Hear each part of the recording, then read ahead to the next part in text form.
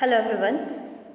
So in the previous video हमने देखा था कि किस तरह से जो राकेश है वो एक मिडिल क्लास फैमिली से बिलोंग करता है और एक पेरेंट्स पुअर फैमिली से से जिसने जो कैरोसिन डीलर हैं वर्मा जी उसके बेटे हैं और उन्होंने किस तरह से मेडिकल लाइन को चूज़ किया, किस तरह से एजुकेशन पाया और किस तरह से वो वेल नोन डॉक्टर बने। तो लेट्स सी कि आगे वो डिवोटेड सन क्यों कहलाए। Let's see. However, all this was not accomplished in the wink of an eye. Naturally not. It was the achievement of a lifetime and it took up Rakesh's whole life. अब कैसे है कि जो achievements हैं जैसे कि आँख के ऐसे पलकारे से आपको आँख झपकते ही कोई अचीवमेंट्स नहीं मिल सकती, नेचुरली नहीं मिल सकती। इसके लिए हमें लाइफ टाइम कुछ ना कुछ करना पड़ता है और यहाँ पे जो अचीवमेंट पाई है राकेश ने वो भी क्या है कि उसने पूरी अपनी लाइफ अकॉर्डिंगली स्पेंड कर दी थी, तब उसको ये अचीवमेंट मिली है। At the time he set up his clinic, his father had grown into an old man and retired from his post at the kerosene dealer's depot, at which he had worked for 40 years. His mother died soon after giving up the ghost with a sigh sounded positively happy, for it was her own son who ministered to her in her last illness, who sat pressing her feet at the last moment, such a son as few women had born. अब किस तरह की बात कर रहे हैं कि अब जो उनके फादर हैं वो बहुत ओल्ड मैन हो चुके हैं, यानी कि वो उसका बुढ़ापा आ चुका है, उसकी मदर भी मर जाती है, जो उसके फादर हैं वो भी रिटायर हो चुके हैं। 40 इयर्स उन्होंने जो एज ए कैरोसिन डीलर की पोस्ट उन्होंने निभाई, उसके बाद अब वो भी थक चुके हैं अपने हर एक काम से। Now he has taken retired. और जो इसकी मदर है उनकी जब लास्ट इलनेस थी वो बहुत खुश थी, क्योंकि कि जब उसकी मौत थी, जब बीमार पड़ी, तब उसके बेटे ने उसकी बहुत सारी सेवाएं की, उसके पैर भी दबाएं और ऑल दिस थिंग्स। और कहते हैं कि कुछ ही ऐसी सन होते हैं और कुछ ही ऐसी महिलाएं होती हैं जिसके पास ऐसे बेटे पैदा होते हैं।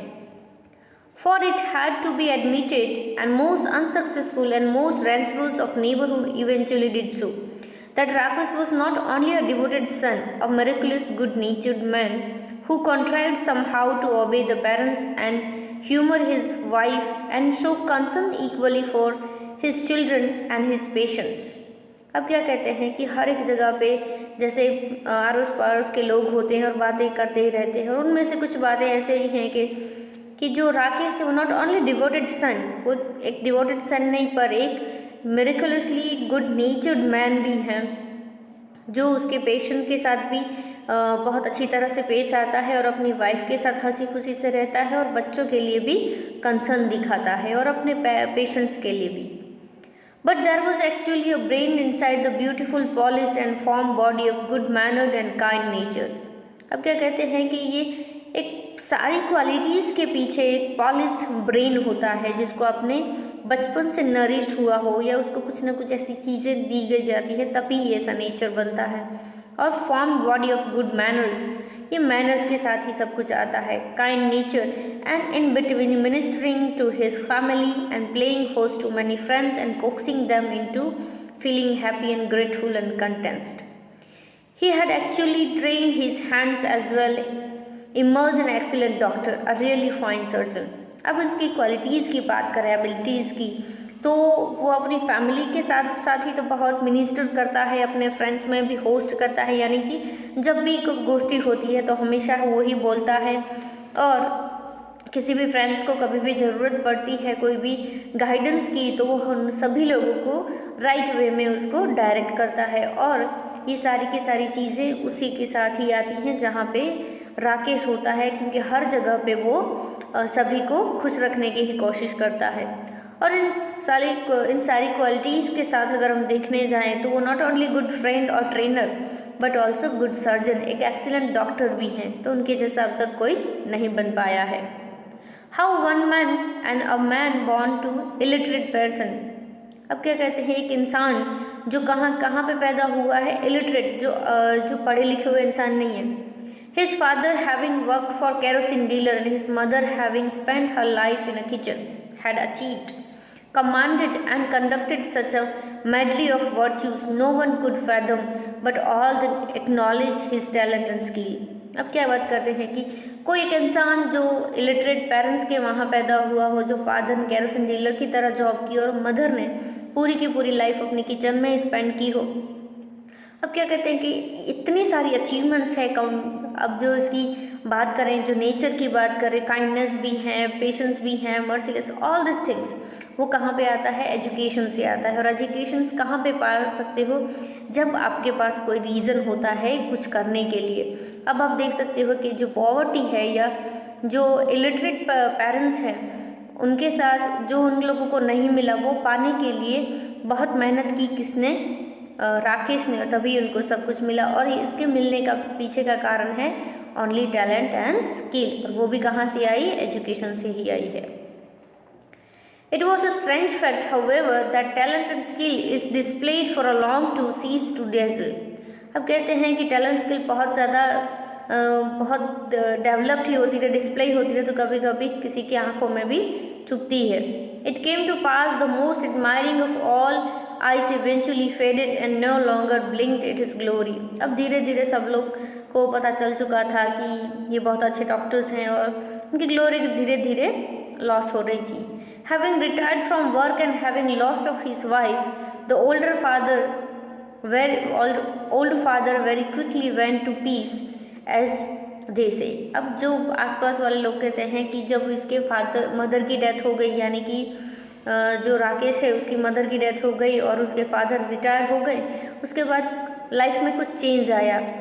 He developed so many complaints and fell ill so frequently and with such mysterious disease that even his son could not no longer make out when it was something significant, when it was merely a passive whim.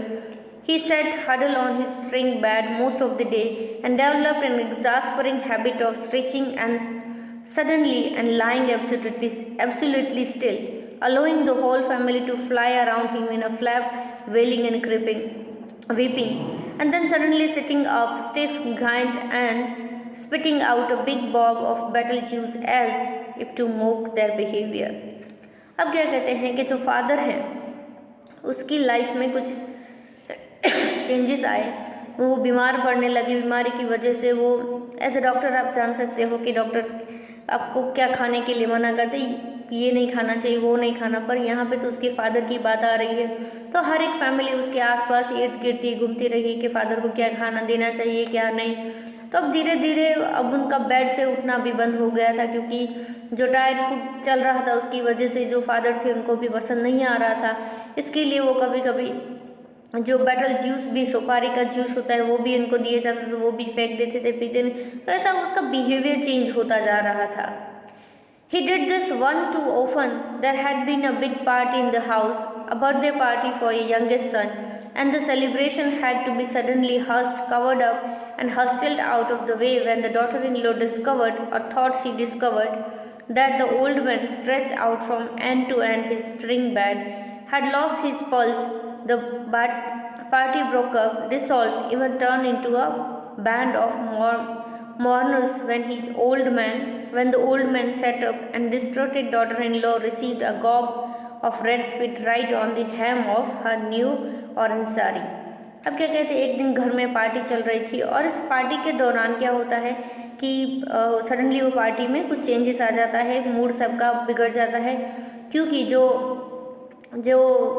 थे सुपारी का juice पीते थे वो कभी कभी वो ऐसे ही थूक देते थे, जिसकी वजह से तो एक बार क्या हुआ कि जो डॉटर इन लॉ है, जो राकेश की वाइफ है, उसकी साड़ी पे भी लग जाता है, जिसकी वजह से बहुत कुछ झगड़ा जैसा हो जाता है और उसका पार्टी का मूड एकदम बिगड़ जाता है।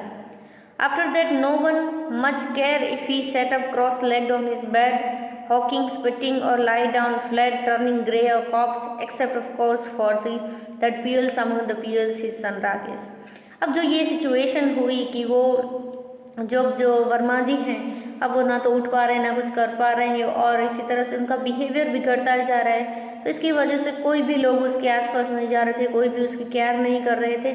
सिर्फ अगर हम बात करें कि मोतियों में से कोई मोती बहुत बड़ा निकल आता है, ऐसी कोई बात करें तो एक जो राकेश हैं जो वही एक केयर करता था। It was Rakesh who brought him his morning tea, not in one of the china cups from which the rest of the family drank, but in the old man's favorite brass tumbler, and sat at edge of his bed, comfortable and relaxed, with the string of his pajama dangling out from under his fine long nightshirt, discussed or rather read out the morning newspaper to his father. It made no difference to him that his father made no responses apart from spitting. It was Rakesh, too, who, on returning from the clinic in the evening, persuaded it to old man to come out of his room as bare and desolated as a cell and take evening air out in the garden, beautifully arranged of the pillows and bosses on the divan in the corner of the open veranda. अब क्या कहते हैं कि जो राकेश है वो सुबह सुबह फादर के लिए अपनी चाय लेके आता था। जो शब्द है वो चाइना के कप्स आते हैं उसमें पीते, पर जो ये ओल्ड मैन थे वो अपने कितने ब्रास का टम्बलर होता था उसी में ही वो उसका फेवरेट था, उसी में चाय पीते थे और उसके साथ रिलैक्सिंग से वहाँ पे बैठते थे और न्यूज़पेपर पढ़ के उनको सुनाते थे। पर अब क्या होता था, फिर शाम को भी वो वापस आते थे तो उनको फादर को रूम से निकाल के जो गार्डन है वहाँ पे बिठाते थे, जो रात को भी कभी कभी वरांदा में के भी लेके जाते थे।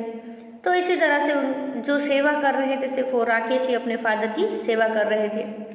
On the summer night, he showed to it that the servant carried out the old man's bed into the lawn and himself helped his father down the step and onto the bed, soothing him and settling him down for a night under the stars. और एक बार summer की night में क्या हुआ कि जो servants थे वो अपने ओल्ड मैन का जो बेड था वो बाहर लेके आ रहे थे, क्योंकि उनके जो फादर थे राकेश के फादर को बाहर सोने का मन किया। तो तभी वो बेड सर्वेंट्स लेके आते हैं और जो ओल्ड मैन है उसको भी राकेश लेके आता है, उसको साथ बैठते हैं, उससे बातें करते हैं और उसको वहीं रात को ट्री के नीचे सोने की परमिशन दे देते हैं, स्टार्स के नीचे। All this was very gratifying for the old man. What was not gratifying was that he even undertook so supervise his father's diet. सब कुछ था वो सही से चल रहा था, पर एक चीज़ थी वो जो ओल्ड मैन को नहीं अच्छी लग रही थी, क्योंकि उसका डाइट प्लान था, जो खाने का था वो सब कुछ सुपरवाइज हो रहा था राकेश के अंडर में।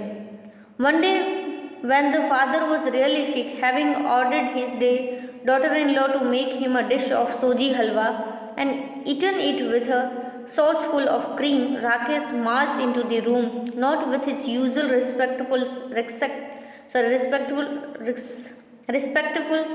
step, but with the confidence and rather contemptuous stride of the famous doctor, and declared, "No more halwa for you, Papa. We must be sensible at your age. If you must have something sweet, Veena will cook you a little kheer. That's light.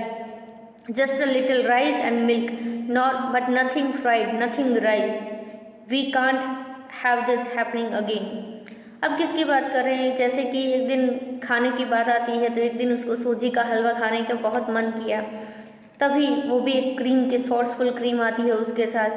तभी जब इसको पता चलता है तो जो राकेश दौड़ के रूम में आ जाता है और उनको फादर को मना करने के लिए जाता है, जैसे कि वो फादर को नहीं पड़ा, ऐसा सन नहीं पड़ा, ऐसा डॉक्टर आके बोल रहा है कि नहीं पापा, हम आपको हलवा नहीं दे सकते, हम आपकी एज को ध्यान में रखते हुए ये चीज़ें आपको नहीं दे सकते। अगर आपको इतना ही कुछ स्वीट खाना ही है तो वीना, याद रखना कि वीना है वो राकेश की वाइफ का नाम है, तो वो आपके लिए खीर बना देगी, बस थोड़ा सा दूध और थोड़े से राइस, बस उसी से ही, उससे ज़्यादा कुछ नहीं। कोई फ्राइड चीज़ें नहीं, आप तली हुई या कोई भी ऑयली चीज़ आप नहीं खाएंगे, सिर्फ ऐसी चीज़ें हल्की फुल्की ही चीज़ें खाएंगे जिसकी वजह से आपकी हेल्थ पे कोई बड़ा असर ना हो, और आज के बाद ऐसी चीज़ कभी होने भी नहीं देनी चाहिए। The old man who had been lying stretched out his bed, weak and feeble after a day's illness, gave a start at the very sound and the tone of these words. He opened his eyes, rather they fell upon the shock, and he stared at his son with a disbelief that darkened quickly to a reproach. A son who actually refuses his father the food he craved. No, it was unheard of it. It was incredible. But Rakesh had turned his back to him and was cleaning up the litters of bottle and packets on the medicine shelf, and did not notice while Veena slipped silently out of the room with a little smirk that only the old man showed and hated. अब क्या कहते हैं, जैसे ही उन्होंने मना कर दिया खाने के लिए तो फादर नाराज़ हो जाते हैं और वो इसी तरह से बेड पे सो जाते हैं और पीछे ऐसे मुड़ के अपनी जो पीठ बदल के सो जाते हैं। और उन्होंने कभी सोचा भी नहीं था कि कभी उनका बेटा है उनको मना करेगा। और वो ऐसे करके वो कुछ बॉटल्स वहाँ पे पड़े हैं वो क्लीन करने लग जाते हैं, मेडिसिन को कई ठीक करने लग जाते हैं राकेश। और तभी उनको पता भी नहीं चलता और वीणा कभी चली जाती है। सिर्फ ओल्ड मैन है उसे कोई पता चलता है कि उसकी डॉटर इन लॉ चली गई है। Halwa was only the first item to be crossed off the old man's diet. One delicacy after the other went. Everything fried to begin with, then everything sweet, and eventually everything that old man enjoyed. अब क्या कहते हैं कि हलवा जो एक उसकी favourite thing थी, जो उनके डाइट में थी, वो आज भी चली गई। पहले धीरे धीरे क्या जो फ्राइड चीज़ें थी वो चली गई, फिर स्वीट चला गया, और अब धीरे धीरे हर एक चीज़ें जो ओल्ड मैन को खाने को पसंद थी वो सारी चीज़ें बंद होती जा रही थी। The meals that arrived for him on the shining stainless steel tray twice a day were frazzled, to say that the least: dry bread, boiled lentils, boiled vegetables, and if there was a bit of chicken or fish, that was boiled too. If he called of another helping in a cricket voice, the quarrelling theatrically, Rakesh himself would come to the door and gaze at him sadly and shake his head and saying, "No, Papa, we must be careful." Sorry, we can't risk another illness, you know. And although the daughter-in-law kept tactfully out of the way, the old man could just see her smoke sliding merrying through the air. He tried to bribe his grandchildren into buying him sweets. अब क्या कहते हैं कि जब जब भी उनको खाने का मन हो रहा था, अब सब कुछ बंद हो गया था। अब उसको खाना भी जैसे कि डाइट प्लान करते हैं कुछ, तो ककड़ी और सब कुछ मिलता है, बॉइल्ड वेजिटेबल्स, बॉइल्ड लेटेंसिल्स, सब कुछ यही मिल रहा था उसको। कोई अच्छे खाने को नहीं मिल रहा था। जब भी वो कुछ कहते थे तो राकेश आके मना कर देता है कि आपको नहीं करना चाहिए, जिसकी वजह से वो अपने जो ग्रैंड चिल्ड्रंस हैं उसको भी ब्राइब देते हैं, लालच देते हैं कि कुछ इसके लिए स्वीट्स खरीद के लेके आए। Whispering, "Here is a 50 paisa," as he stuffed the coins into a tight hot fist. "Run down to the shop and cross road and buy me 30 piece worth of jalebis, and you can spend remaining 20 paisa on yourself. Understand? Will you do that?" He got away with once and twice, but when was found out, the conspirator was scolded by his father and smirked his mother, and Rakesh came storming into the room, almost tearing his hair as he shouted through compressed lips, "Now, Papa, you are trying to turn my little son into a liar. Quite apart from spoiling your own stomach, you are spoiling him as well. You are encouraging him to lie his own parents. You should have heard these lies he told his mother when she showed him bringing back those jalebis wrapped in filthy papers. I don't allow anyone in the house to buy sweets in the bazaar, Papa. Surely you know that. There's the cholera in the city. Typhoid is there, gastroenteritis. I see this case daily in the hospital. How can I allow my own family to run such risks?" The old man sighed and lay on the corpse position, and but that worried no one any longer. अब क्या कहते हैं कि एक बार क्या हुआ कि उन्होंने अपने बच्चे को 50 पैसे दिए और कहा कि मेरे लिए 30 पैसे की आप जलेबी लेके आओ और बाकी के पैसे अपने पास ही रखो। जब वो वापस लेके आ रहे थे तभी उसकी मदर ने उसको पकड़ लिया। जब उसको पता चल गया कैसा हो रहा है तो राकेश गुस्से से लाल होके आता हुआ कहता है कि पापा, आप क्यों मेरे बच्चों को झूठा बनाने पे बड़े? वो अपने माँ बाप से ही झूठ बोलने लगा है। जब वो आपके लिए जलेबी लेके आ रहा था न्यूज़पेपर में बांध के, तब मैंने बोला तो उसने अपनी मदर से भी झूठ बोला। और मैं ये नहीं चाहता कि हमारे घर में कोई भी बाज़ार से लाई हुई चीज़ आए, क्योंकि इतने सारे स्वीट्स हैं वो आजकल बहुत अच्छे नहीं। हॉस्पिटल में कई सारे कॉलेरा, टाइफाइड और गैस्ट्रोएंटेरिटिस जैसे कई सारी बीमारियां हैं, वो उनके केसेस बहुत सारे बढ़ रहे हैं। इसकी वजह से मैं अपनी फैमिली में अलाउ नहीं करूँगा कि कोई भी यहाँ पे आके ऐसी बाज़ारू चीज़ खाए। तो इसकी वजह से मैं हर एक लोगों को मना कर रहा हूँ। और ऐसे ही वो जो सन ओल्ड मैन है वो भी नाराज़ हो जाते हैं और वो क्या करते हैं कि अपनी पीठ बदल के सो जाते हैं। तो बस ये वीडियो हम यहीं तक ही रखेंगे। बाकी का वीडियो जो कुछ रिमेनिंग है वो हम नेक्स्ट वीडियो में देखेंगे। Thank you.